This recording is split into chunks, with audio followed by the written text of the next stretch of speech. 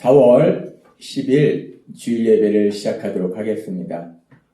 우리가 돌아오는 한 주간은 이제 예수님의 고난과 십자가 죽으심을 우리가 기억하는 고난 주간입니다.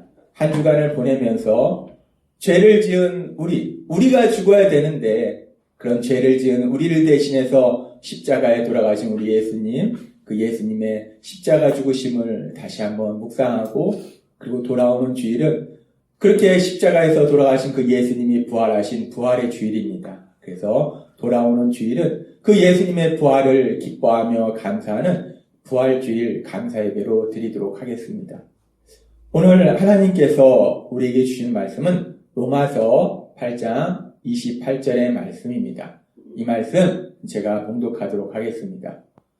우리가 알거니와 하나님을 사랑하는 자, 곧 그의 뜻대로 부르심을 입은 자들에게는 모든 것이 합력하여 선을 이루느니라. 아멘. 오늘도 이 시간 우리를 사랑하신 하나님, 우리에게 말씀하실 때 그 하나님의 말씀을 듣기 전에 하나님의 우리 입술을 통해서 선포하게 하시는 말씀, 빌립보서 4장 13절 말씀 함께 선포하도록 하겠습니다. 빌립보서 4장 13절 말씀. 내게 능력 주시는 나의 주님 안에서 내가 모든 것을 할 수 있느니라. 아멘. 우리가 예배 시간마다 선포하는 말씀처럼 우리에게 능력 주시는 그 하나님이 우리가 모든 것을 할 수 있는 능력자로 살아가도록 만들어 주실 걸 믿습니다. 우리를 사랑하신 하나님, 우리 하나님은 우리를 만드셨기에 우리의 연약함을 너무나 잘 아신다는 거예요. 그래서 우리가 예수님 믿기 전에 어떤 나쁜 습관을 가지고 있었는지, 특별히 우리가 삶 속에 이런저런 문제를 만날 수밖에 없는데, 그렇게 문제를 만나면 염려하고 근심하고 그냥 문제만 만나면 누가 가르쳐주지도 않았는데도 염려 근심이 우리의 습관이었다는 거예요. 근데 우리가 이제 예수님을 믿으면 성령 하나님께서 우리에게 하나님의 말씀을 기억하게 하시고, 그래서 우리 마음을 변화시키셔서 그 염려 근심하던 습관이 기도하는 습관으로 변화되는 놀라운 역사, 그 역사를 체험케 하신다라고 말씀하셨어요. 습관이라는 것은 내가 의식적이 아니라 무의식적으로 어떤 상황 속에서 내가 하게 되는 것이 습관이에요. 그런데 하나님은 우리에게 말씀하십니다. 기도가 습관이 되도록 만들어주신다. 제가 미국에서 신학을 공부할 때 있었던 일 중에 제 기억에 굉장히 강하게 남았던 일이 있는데요. 저하고 비슷한 나이에 신학을 공부하러 오신 분이 있었어요. 그분도 저처럼 늦게 소명을 받아서 늦게 신학을 공부하러 오셨는데, 근데 그분의 아내가, 이 사모님이 몸이 많이 안 좋으셨어요. 그래서 미국 땅에서 아주 큰 수술을 하셨어요. 근데 그 과정 속에서도 하나님의 크신 은혜가 있었는데, 그 수술 이후에, 이제 그 당시에는 이분이 전도사님이었으니까, 이 전도사님을 통해서 그 수술 이후에 그 있었던 일에 대해서 들었는데, 이제 큰 수술하시고, 이제 이 사모님이 마취가 풀리는 과정 속에서 비몽사몽간에 뭐라고 막 중얼거리시더래요. 그래서 이 전사님이 도대체 아내가 뭐라고 얘기하나 귀를 기울이고 그렇게 들어봤더니 그 비몽사몽간에 그 마취가 풀리는 과정 속에서 방언으로 기도를 하시더랍니다. 참 대단하시더라고요. 그러니까 그 완전히 무의식 상태예요. 마취가 풀리는 상태는 무의식 상태이기 때문에 비몽사몽인데 그 상황 속에서 뭘 중얼중얼하는데 뭔가 들어보니까 방언으로 막 기도를 하시는 거예요. 그러니까 이 사모님이 평소에 얼마나 많이 기도를 하셨으면, 기도가 습관이 됐으면 그 무의식 중에도 그렇게 방언으로 기도를 하셨을까. 제가 지금 생각해도 참 대단하신 사모님 것 같아요. 근데 하나님은 우리에게 말씀하시는 거예요. 우리가 세상 살아갈 때 그렇게 무의식 속에서도 그렇게 기도가 할 수 있는 그 기도가 습관이 돼야 된다 라고 말씀하시고, 기도가 습관이 되도록 만들어주신다 라고 말씀한다는 거예요. 하나님 우리에게 말씀하신 것처럼 삶 속의 문제를 만나면 염려 근심의 습관이 아니라 기도가 습관이 되시는 복을 누리시는 여러분이 되시기를 바랍니다. 이 기도가 습관이 된다. 강력합니다. 능력자가 되는 거예요. 빌립보서 4장 13절에 말한 것처럼 모든 것을 할 수 있는 능력자, 그 능력자가 된다는 거예요. 그러면서 우리가 예수님을 믿기 전에 그렇게 이런저런 나쁜 습관들이 있다는 거예요. 그래서 그 나쁜 습관들을 하나님이 이제 하나하나 바꿔주시는데, 오늘도 계속해서 그러면 우리의 어떤 나쁜 그런 습관을 하나님이 바꿔주시는가, 그 부분에 대해서 계속해서 말씀해 주십니다. 우리가 예수님을 믿기 전에 가졌던 생각이 내 힘과 내 노력으로 살아야 된다라는 생각을 가졌다는 거예요. 그렇기 때문에 우리는 지난주에도 말씀해 주셨다시피 염려하고 근심한다는 거예요. 그런데 우리가 염려하고 근심하는 이유를 가만히 살펴보면요, 염려하고 근심하는 이유는 크게 두 가지가 있습니다. 첫 번째는 뭐냐면, 지난주에도 말씀해 주셨다시피 우리가 문제를 만났을 때 염려하고 근심하는 것은 그 문제가 크고 작건 간에 그 문제를 내 힘과 내 노력으로 해결해야 된다라고 생각하는데 내가 능력이 안 된다는 거예요. 내가 문제를 해결하지 못하니까 내가 해결해야 되는데, 근데 난 능력이 없으니까 이 염려하고 근심할 수밖에 없다는 거예요. 그렇게 내가 능력이 없기 때문에 문제를 만나면 염려하고 근심하고, 또 하나 우리가 염려하고 근심하는 아주 중요한 이유가 있는데, 그건 뭐냐면 우리가 자꾸만 어떤 문제를 만났을 때 어떤 상황 속에서 미래에 대해서, 앞으로 일어날 일에 대해서 부정적으로 상상한다는 거예요. 나쁜 일이 일어날 것이다 라고 상상한다는 거예요. 그렇기 때문에 우리는 자꾸 염려하고 근심한다는 거예요. 우리가 참 재밌는 것이, 어떤 일을 만났을 때 그 일을 통해서 야, 신난다, 좋은 일 있겠네? 라고 생각하기보다는 뭐만 만나면, 문제만 만나면 야, 그 다음에 더 안 좋은 일들, 나쁜 일들을 자꾸 상상하는 것이 우리의 자연스러운 연약한 인간의 반응이더라는 거예요. 그런데 그런 우리의 그런 모습을 우리가 영적으로 가만히 살펴보면요, 그 뒤에는 악한 영적인 존재, 사단의 공격이 있다는 거예요. 악한 사단은요, 베드로전서 5장 8절의 말씀처럼 근신하라 깨어라, 너희 대적 마귀가 우는 사자같이 두루다니며 삼킬 자를 찾나니. 사단은 가만히 있어서 누가 나한테 이번에는 누구를 공격할까 이런 게 아니에요. 사단은 부지런히 돌아다녀. 여기도 다니고 저기도 다니고, 우리가 욥기에도 보면 세상을 두루 돌아다녔다라고 사단이 얘기하잖아요. 사단은요, 끊임없이 세상을 돌아다닙니다. 사단의 세력은 끊임없이 세상을 돌아다니면서 이번엔 누구를 공격할까? 누가 공격하면 될까? 이 공격할 대상을 찾는다는 거예요. 그렇게 악한 사단은 끊임없이 돌아다니면서 공격할 대상을 찾는데, 그 사단이 어떻게 공격하는가? 이 사단이 공격하는 가장 강력한 무기가 무엇인가? 이 사단의 강력한 무기는 하나님은 진리세요. 하나님은 우리에게 진리의 말씀을 주시는데 악한 사단은 반대라는 거예요. 요한계시록 12장 9절에 이렇게 말씀합니다. 마귀라고도 하고 사단이라고도 하는 온 세상을 속여온 늙은 뱀인 그 용은 결국 보아들과 함께 땅으로 내던져졌습니다. 여기서 마귀라고도 하고 사단이라고 늙은 뱀, 이 늙은 뱀이 어떤 뱀인가? 창세기 3장에 아담과 하와를 속이던 그 뱀을 얘기하는 거예요. 아담과 하와를 속이던 그 뱀은 겉으로 볼 때는 뱀인데 영적으로 보면 악한 사단이라는 거예요. 악한 사단은 무엇을 하는가? 온 세상을 속인다는 거예요. 사단은요, 거짓말로 사람들을 속입니다. 사단은 끊임없이 거짓말로 사람들을 속여요.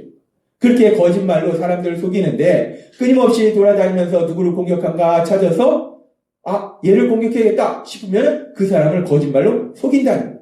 누구를 공격하는가? 연약한 사람을 공격하겠죠. 특별히 문제를 만나서 염려하고 근심하고 있으면 사단이 옳거니 이번엔 얘를 공격하자 라고 공격한다는 거예요.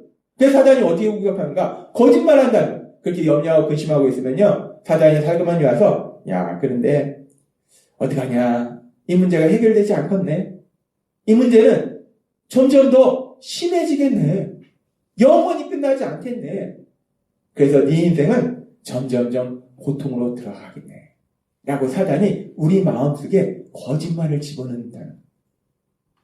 그렇지 않아도 문제로 인해서 염려하고 근심하고 있는데 사단이 이렇게 거짓말을 집어넣으면 우리는 어떻게 되는가? 우리는 아직 아무런 일도 일어나지 않았어요. 지금 작은 문제가 발생했고 아직 아무런 일도 일어나지 않았는데, 그런데도 불구하고 우리 머릿속에서는 벌써 우리 앞에 일어날 미래에 대해서 부정적으로 상상한다는 거예요.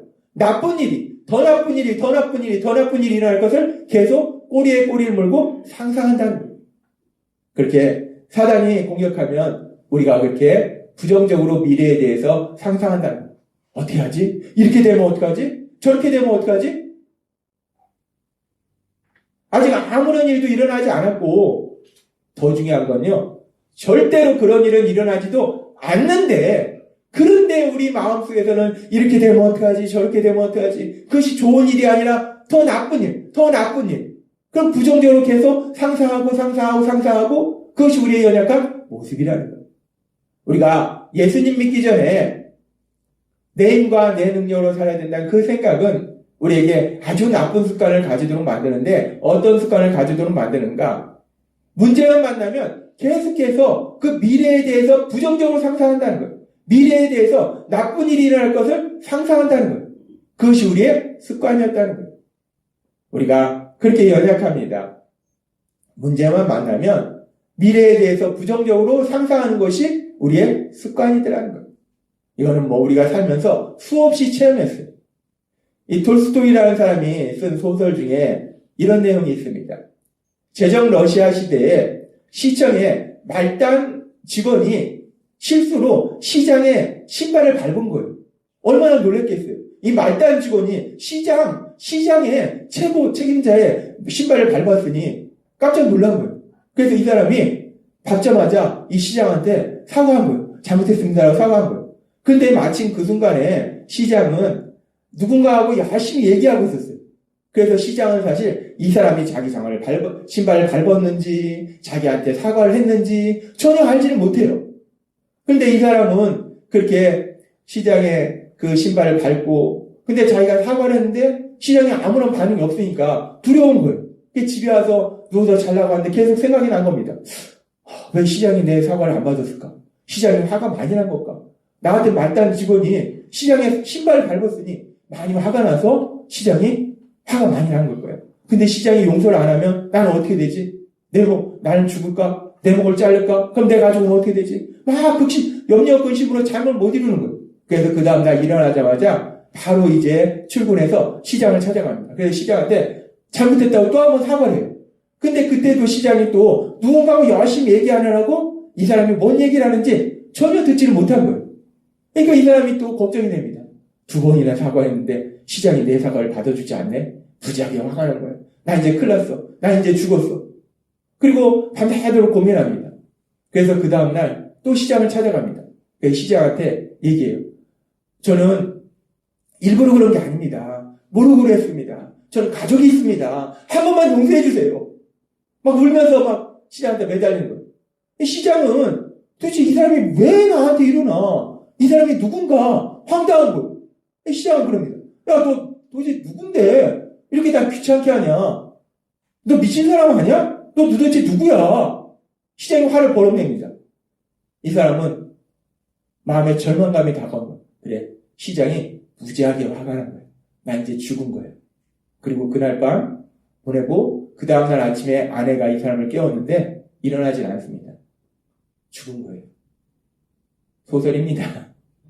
소설인데, 근데 이 소설의 이 남자의 모습이 우리가 그렇게 낯설지가 않다는 거예요. 왜냐하면 이 남자의 이런 모습이 우리와 비슷하더라는 거예요. 아직 아무런 일도 일어나지 않았는데, 그리고 절대 일어나지도 않을 일. 시장은 이 사람이 자신의 신발을 밟았는지도 모른다는 거예요. 그냥 사과할 필요도 없었어요, 사실은. 절대 일어나지도 않은 거. 시장이 자기를 죽이지 않는다는 거예요. 일어나지도 않을 그 일을 혼자서 부정적으로 상상해서 결국 두려움 속에서 이 남자가 죽는 것처럼, 그렇게 우리가 일어나지도 않을 일을 그렇게 부정적으로 상상하고 그런 날들이 우리 삶 속에 얼마나 많았는지. 멀리 갈 것도 없이 제 삶 속에서도 그랬어요. 어떤 일이 생기면 꼬리에 꼬리를 물고 그러면 이렇게 되고 저렇게 되고 혼자서 상상하고 안 좋은 일을 계속 상상하고 잠도 못 자고, 그것이 우리의 연약한 모습이더라고요. 근데 그런 연약한 모습은 우리의 모습일 뿐만 아니라 하나님은 그런 우리의 연약한 모습을 알기 때문에 성경에 나오는 사람들의 모습 속에서도 그런 연약한 모습을 하나님은 말씀하고 계세요. 이 성경에 보면은, 출애굽기에 보면은 하나님께서 이스라엘 백성을 사랑하셔서 애굽의 종으로 있던 그 이스라엘 백성을 애굽에서 나오도록 하시기 위해서 애굽에 10가지 재앙을 내리세요. 엄청난 기적을 행하십니다. 그 엄청난 기적을 통해서 누가 봐도 이건 기적이야 하는 그 기적을 통해서 결국은 애굽 왕 바로가 그래 나 못 살겠다 라고 니네 가라 라고 그 이스라엘 백성을 보내줍니다. 그래서 이스라엘 백성이 이제 모세를 따서 신랑에 나오는데 그렇게 나오는 과정 속에서 쭉 가는 과정 속에서 앞에 홍해가 그 길을 가로막고 있어요. 그런데 그렇게 홍해가 길을 가로막고 있는 그 상황 속에서 이 바로가 생각하니까 너무나 억울한 거예요. 자신들이 이제까지 종으로 부려먹었는데 내가 쟤네들을 놔줄 수 있는가? 안 되겠다. 다시 잡아와야겠다. 죽여야겠다. 라고 다시 군대를 몰고 쫓아옵니다. 이스라엘 백성이 보니까 앞에는 홍해가 있고 뒤에는 그 당시 가장 강력한 애굽의 강력한 군대들이 자신들을 쫓아오고 있고 자신들을 잡아서 죽이려고 하는 거예요. 이 상황 속에서 두려움에 떨고 있던 애굽 이스라엘 백성들의 반응에 대해서 출애굽기 14장은 이렇게 말씀합니다. 바로가 가까이 올 때에 이스라엘 자손이 눈을 들어본즉 애굽 사람들이 자기들 뒤에 이른지라 이스라엘 자손이 심히 두려워하여 여호와께 부르짖고 그들이 또 모세에게 이르되 애굽에 매장지가 없어서 당신이 우리를 이끌어내어 이 광야에서 죽게 하느냐 어찌하여 당신이 우리를 애굽에서 이끌어내어 우리에게 이같이 하느냐 계속해서 이렇게 말씀합니다. 우리가 애굽에서 당신에게 이른 말이 이것이 아니냐 이르기를 우리를 내버려 두라 우리가 애굽 사람을 섬길 것이라 하지 않더냐 애굽 사람을 섬기는 것이 광야에서 죽는 것보다 낫겠노라. 이 이스라엘 백성이 난리가 납니다. 앞에는 바다가 있기 때문에 강도 아니에요. 강이라면 어떻게 물에 빠져 죽을 각오로 해서 어떻게 넘어가겠는데 강도 아니고 바다. 이 바다가 앞을 가로막고 있죠. 뒤에는 그 당시 강대국 애굽의 군사들이 막 화가 나서 죽이겠다고 쫓아오고 있죠. 두려움에 떱니다. 그래서 이스라엘 백성이 생각합니다. 그래, 우리는 이제 여기서 죽는구나. 쟤네들이 오면은 우린 여기서 다 죽는 거야. 차라리 애굽에서 종으로 사는 게 낫지. 이렇게 죽임 당하는 것보다는 종으로 사는 게 낫지. 우리는 이제 죽을 거야. 여기서 다 죽을 거야. 나도 죽고 내 아내도 죽고 내 자녀들도 죽고 내 부모님도 죽고 다 우리는 여기서 죽는 거야. 여기가 우리 매장지가 되는 거야. 라고 그들이 생각하더라는 거예요. 상상하더라는 거예요. 그런데 우리는 이 이야기를 압니다. 그래서 애굽의 군사들이 이 이스라엘 백성을 따라잡아서 이 자리에서 그냥 이스라엘 백성이 다 몰살당했는가? 아니더라는 겁니다. 우리는 이 이야기를 너무나 잘 압니다.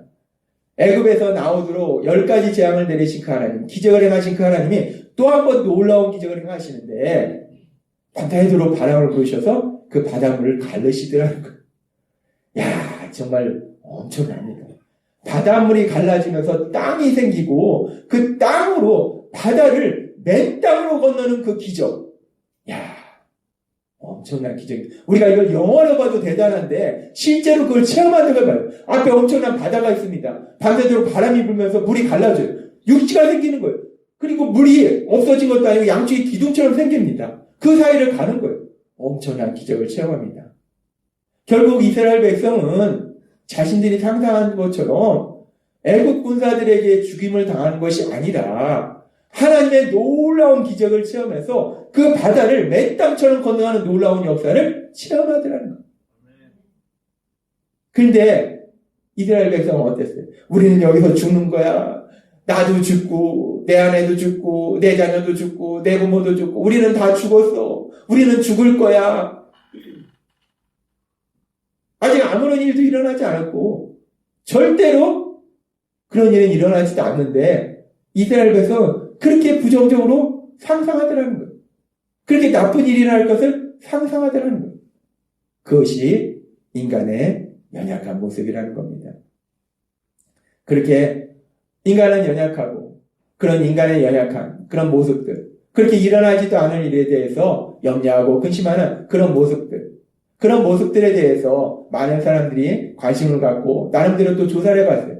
그래서 이 캐나다의 심리학자인 어니 젤린스키라는 사람이 느리게 사는 즐거움이라는 책에서 이렇게 얘기합니다. 이 사람이 심리학자라서 사람들의 삶을 한번 연구 분석해봤어요. 그랬더니 우리가 하는 걱정의 40%는 현실에서 절대로 일어나지 않는다. 이 사람이 분석해본 거예요. 40%는 일어나지도 않는다는 거예요. 30%는 이미 일어난 일이다. 그러니까 지나간 일이라는 거예요.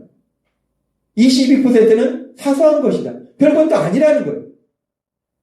또한 걱정의 4%는 우리 힘으로 어쩔 수 없는 것이다. 4%는 우리가 걱정해봐야 해결할 수 없다는 거예요. 겨우 4%만이 우리가 바꿀 수 있다.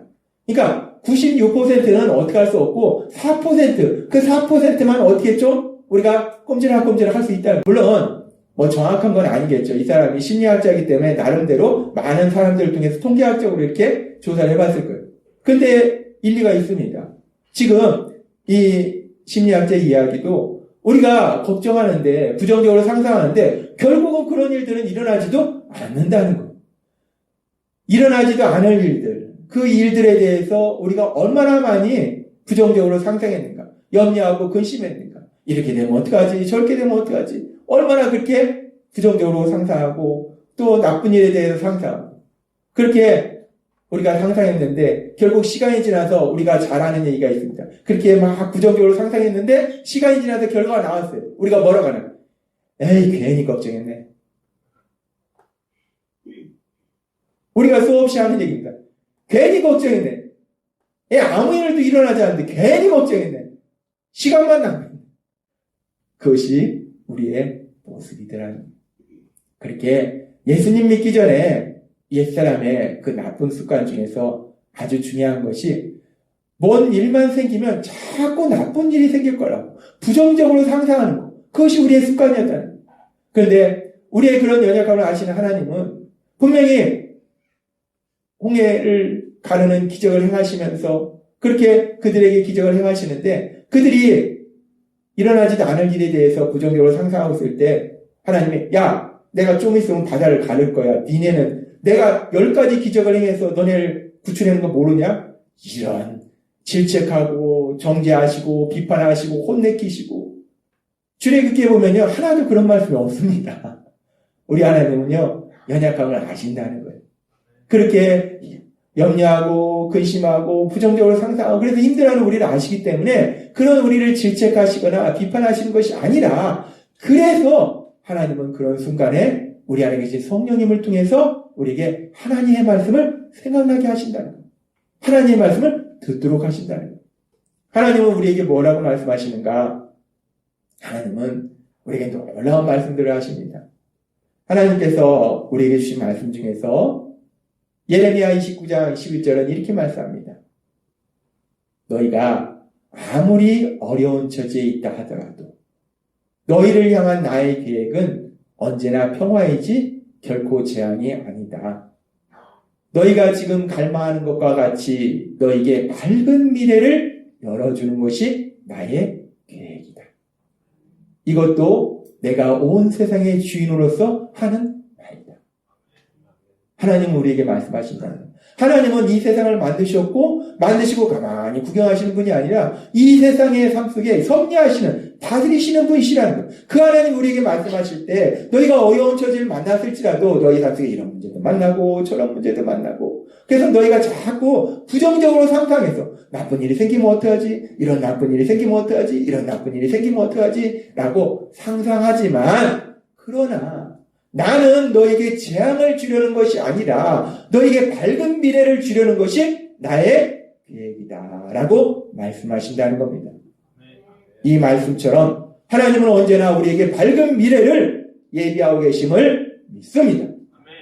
하나님이 예비하신 그 밝은 미래가 어느 정도인가? 이 하나님의 스케일하고 우리 스케일은 비교가 안 됩니다. 우리는 피조물이고 하나님은 창조시라는 거예요. 그래서 그 하나님이 예비하신 밝은 미래, 그 밝은 미래는 어떤 미래인가?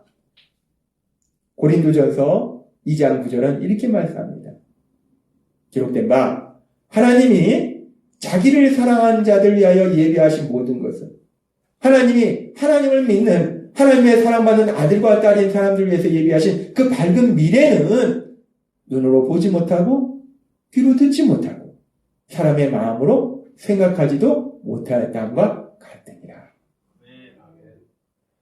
하나님의 스케일이 우리 스케일과 다르기 때문에 하나님이 예비하신 그 밝은 미래는 우리가 생각하지도 우리가 들어본 적도 없고 본 적도 없고 생각한 적도 없다는 거예요. 앞에 바다가 가로막고 있는데 우리가 살아가긴 어떻게 도망가겠는데 어떻게 도망갈까? 그 바닷물이 갈라져서 거기를 맨 땅으로 건너갈 것을 누가 상상이나 했겠습니까? 우리야 성경의 말씀을 아니까 그래 바닷물이 갈라져 라고 알지만 막상 그 상황 속에는 누가 그 바닷물이 갈라질 걸 생각이나 했겠냐고요. 본 적도 없다는 거예요. 들은 적도 없다는 거예요. 하나님이 우리 위해서 예비하신 그 역사, 그 밝은 미래는 우리가 생각하지 못한 놀라운 역사를 예비하고 계심을 믿습니다. 하나님은 그런 역사를 예비하고 계신 거예요. 근데 문제는 뭐냐면 그 역사가 우리 삶 속에 이루어지는 과정 가운데 그냥 잔잔하게 평온한 가운데 그런 역사가 이루어지면 좋은데 그 과정에는 여러 가지 일이 있다는 거예요. 이런 문제도 생기고 저런 문제도 생긴다는 거예요. 분명히 이 앞에는 이스라엘 백성도 그랬잖아요. 죽을 것 같은 순간이었어요. 뒤에서는 애국 군사들이 쫓아오죠. 앞에는 바다가 있죠. 그 상황은 평온한 상황이 아닙니다. 하나님이 바다를 가릴 거라고 생각하지 못했기 때문에 평온한 상황이 아니에요. 고난의 상황이에요. 우리가 살다 보면 우리 삶 속에도 이런 문제도 만나고 저런 문제도 만난다는 거예요. 그런데 하나님은 우리가 생각하지 못한 놀라운 일을 예비하고 계셨다는 거예요. 그래서 그 일을 이루시는 과정 속에서 어떤 역사가 있는가? 하나님이 오늘 우리에게 주신 말씀처럼 로마서 8장 28절은 놀라운 진리를 우리에게 말씀하세요. 로마서 8장 28절 말씀. 우리가 알거니와 하나님을 사랑하는 자, 하나님을 믿는 자, 예수님이 나의 구주이시며 주님이심을 믿는 자, 하나님의 사랑받은 아들과 딸인 사람들, 곧 그의 뜻대로 부르심을 입은 자들에게 하나님이 사랑하셔서 부르신 사람들에게는 모든 것이 합력하여 선을 이루느니라. 이 말씀은 무지하게 강력한 말씀이에요.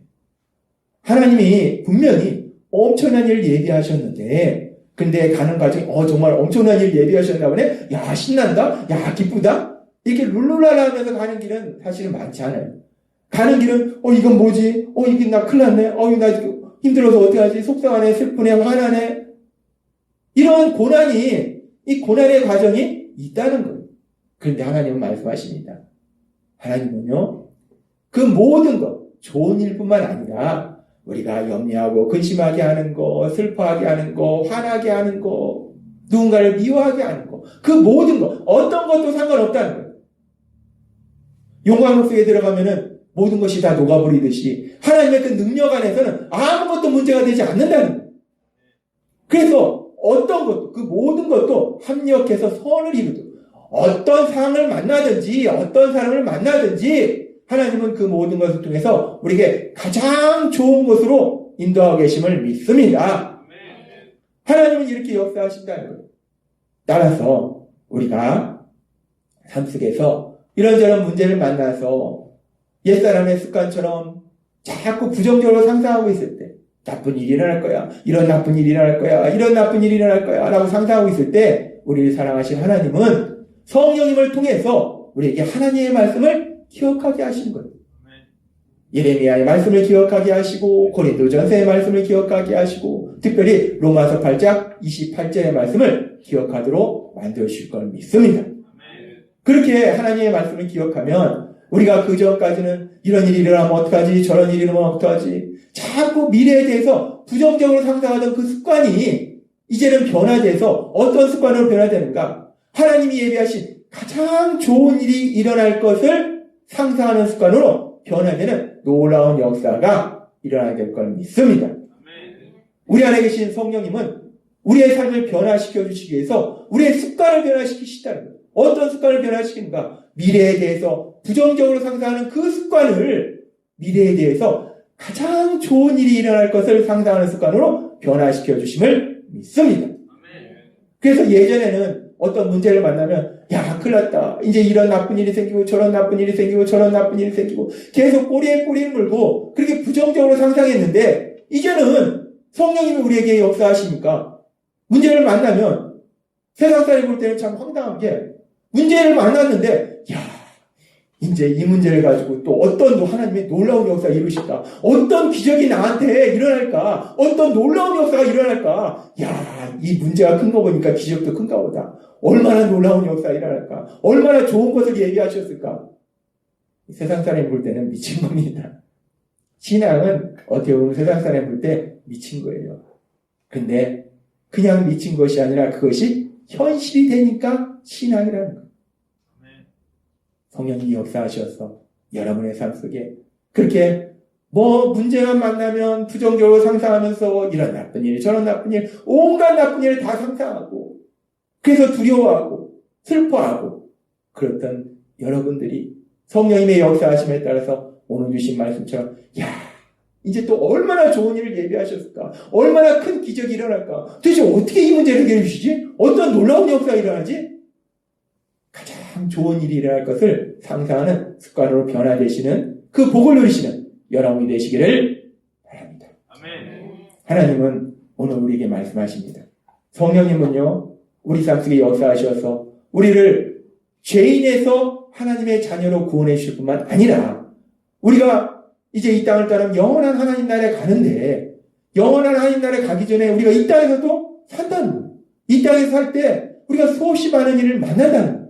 그랬을 때 오늘 주신 말씀처럼 더 이상 부정적으로 상상하는 습관으로 힘들어하는 것이 아니라 가장 좋은 일을 일어날 것을 상상하는 습관으로 변화시켜 주시고 단순히 상상하는 것이 아니라 에베소서 3장의 말씀처럼 우리가 상상하는 거나 구하는 것보다 넘치도록 능히 하시는 놀라운 역사를 체험케 하실 것을 믿습니다. 아멘. 오늘 주신 말씀처럼 성령님의 인도하심에 따라서 어떤 문제를 만나든 하나님이 예비하신 가장 좋은 일이 일어날 것을 상상하는 여러분이 되시길 주님의 이름으로 축원합니다. 아멘. 기도하겠습니다. 하나님 아버지 감사합니다. 오늘도 주신 말씀처럼 저희는 참 연약해서 문제를 만나면 그 문제를 통해서 하나님이 하실 놀라운 역사를 기대하는 것이 아니라 상상하는 것이 아니라 자꾸 나쁜 일을 상상합니다. 부정적으로 상상합니다. 그런데 우리 안에 계신 성령 하나님께서 우리에게 하나님의 말씀을 기억하게 하셔서 오늘 주신 말씀처럼 이제 더 이상 부정적으로 미래를 상상하는 것이 아니라 가장 좋은 일이 일어날 것을 상상하는 저희가 될 줄 믿습니다. 또한 더욱 중요한 것은 우리가 상상하고 구한 것보다 더 넘치도록 능히 역사하시는 하나님의 놀라우신 역사하심을 체험할 걸 믿습니다. 예수님의 이름으로 감사하며 기도드리옵나이다. 아멘.